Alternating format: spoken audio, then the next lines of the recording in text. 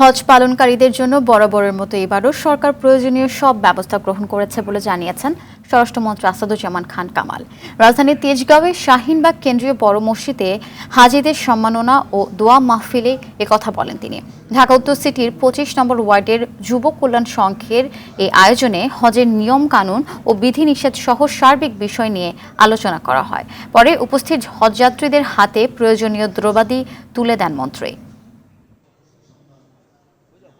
যারা নতুন যাচ্ছেন তারা একটু জেনে যান কিসের পরে কি করতে হয়, না হলে অনেকেরই আফসোস থেকে যায়, আমি বুঝি কিছু বাদ দিয়ে গেলাম, আমি বুঝি কিছু করলাম না।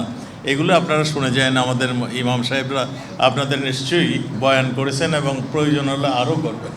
হাজী সাহেবরা যেন সুন্দর মতন হজটা করে আসতে পারেন এবং তারা আবার আল্লাহ তাআলা যেন তাদেরকে সুন্দরভাবে ফিরিয়ে নিয়ে আসেন, সেই জন্য তারা দোয়ার আয়োজন করেছেন।